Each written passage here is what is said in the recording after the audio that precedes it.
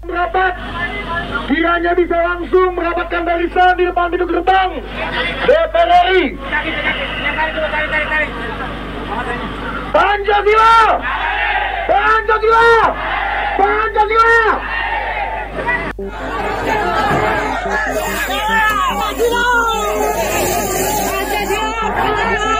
Saya minta pimpinan aksi ini bertanggung jawab. Luka-luka, perwira menengah dikeroyok, padahal beliau adalah mengamankan kegiatan ini. Sekali lagi saya minta yang koordinator kegiatan ini segera menyerahkan. Jangan aksi rekan-rekan dinodai dengan kegiatan yang justru melawan hukum.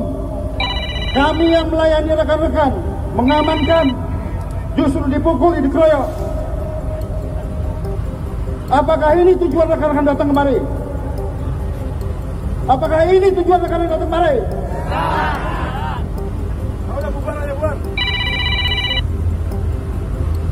Pamen kami luka-luka, darah di mana-mana. Apakah kami tadi keras sama Anda? Apa menghalangi kegiatan saudara-saudara? Saya minta tadi saksi yang melihat menyerahkan, hukum harus ditegakkan.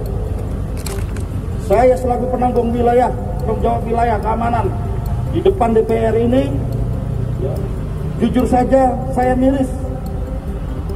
Saya bersahabat dengan Ketua PP Jakarta Pusat, tapi anggota kami justru dianiaya oleh rekan-rekan sendiri.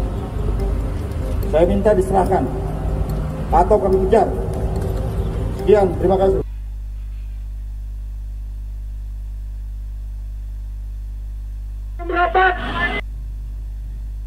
Nah, itulah kejadiannya kawan. Ya, sekarang saya tambahkan infonya dari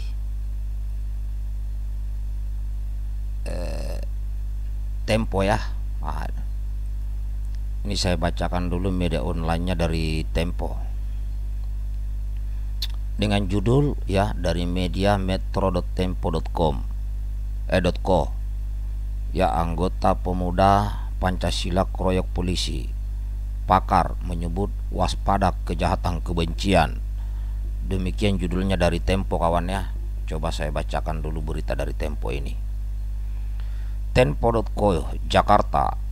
Ahli psikologi forensik Reza Indragiri Amril memperingatkan aparat kepolisian mewaspadai kejahatan kebencian yang diduga melatar belakangi tindak penganiayaan aparat kepolisian oleh anggota Ormas Pemuda Pancasila.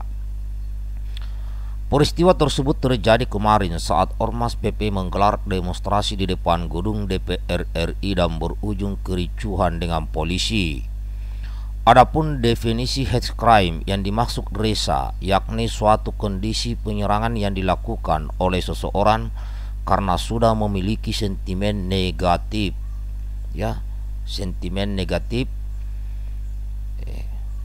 Kok lari-lari nih? Ya, sentimen negatif terhadap sesuatu. Dengan kata lain, terlepas apapun situasinya, si penyerang sudah punya mindset, pokoknya setiap polisi siapapun orangnya adalah tak ada baiknya, adalah musuhnya, sehingga adalah sah-sah saja dianiaya, kata Reza dalam keterangannya Jumat 26 November 2021. Penyerangan terhadap polisi dengan dilatari oleh sikap batin seperti itu menurut Reza tergolong tindak pidana paling berat. Beberapa kasus hate crime yang terjadi di luar negeri seperti penyerangan terhadap orang berwajah Timur Tengah dan berpenampilan religius karena dituding sebagai ekstremis. Reza menyarankan proses hukum yang bakal dijatuhi kepada pelaku penyerangan hendaknya tidak terbatas pada keparahan cedera yang personil polisi alami. Lebih esensial, kata Reza, penilaian ditentukan oleh keadaan yang menyebabkan peristiwa penyerangan itu. Situasional atau cara pandang radikal terhadap profesi dan jati diri polisi, kata Resa. Sebelumnya, Kepala Bagian Operasi Direktorat Lalu Lintas Polda Metro Jaya, Ajung Komisaris Besar Dermawan Karosekali menjadi korban penganiayaan sejumlah anggota Ormas PP. Dermawan dianiaya saat sedang mengatur lalu lintas di tengah demonstrasi tersebut. Berdasarkan foto dan video yang beredar, Dermawan terlihat dipukuli oleh sejumlah orang berseragam loreng khas pemuda Pancasila. Dermawan nampak berlari setelah berhasil melepaskan diri dari kerumunan terduga massa. Meski begitu, masih ada sejumlah orang yang berusaha mengejar Dermawan, hingga akhirnya anggota polisi itu menyelamatkan diri dengan menaiki sepeda motor. Polisi sudah menangkap satu orang terduga pelaku pengeroyokan Dermawan. Sekretaris Jenderal Majelis Pimpinan Nasional Pemuda Pancasila, Arif Rahman, meminta maaf atas insiden tersebut. Saya sebagai Sekjen MPN Pemuda Pancasila mengucapkan permohonan maaf sekali lagi yang sebesar-besarnya sampai terjadinya insiden ini, ucap Arif di restoran Pulau 2 Jakarta Pusat pada Kamis malam 25 November 2021. Dari M. Julnis Firmansah. Nah, ya inilah kejadiannya kawan. Ya, situasinya seperti ini. Ya, ini memang kalau saya baca beritanya tadi dari Tempo, kalau sudah hate crime, ini memang susah. Ya, kalau memang itu yang terjadi karena kebenciannya. Tapi apapun itu, siapapun yang melanggar, ya harus dihukum. Tidak sepantasnya itu aparat yang menjaga di lapangan, ya agar tertib jalannya kegiatan itu dikeroyok, tidak pantas. Dan sekali lagi kawan, oknum-oknum yang seperti inilah yang merusak nama baik sebuah organisasi. Ya, apalagi kita ketahui bersama, ormas organisasi masyarakat pemuda Pancasila ini ya paling terdepan menjaga Pancasila, maka adalah yel-yelnya Pancasila abadi. Tapi kalau ada oknum-oknum begini yang sudah berani melawan aparat, ini pasti sangat-sangat merusak organisasi. Ya, di mata masyarakat apalagi. Di mata aparat tambah parah lagi.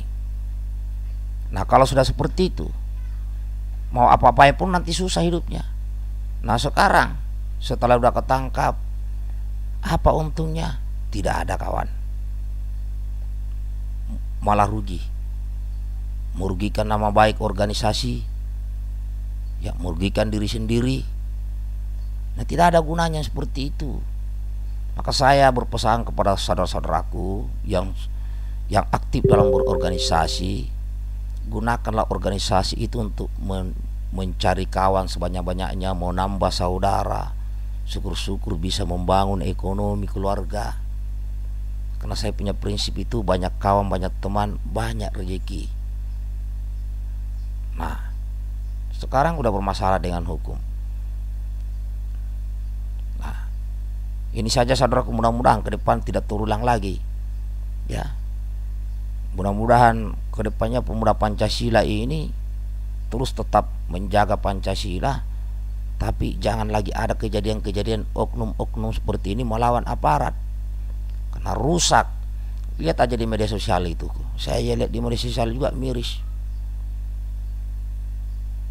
Banyak sekali yang sudah membenci organisasi pemuda Pancasila di media sosial ini kulihat, gara-gara adanya tindakan yang oknum-oknum begini. Ya, ini saja saudaraku. Ya, mudah-mudahan aparat Polri terus bisa menegakkan hukum yang terjadi di negeri ini.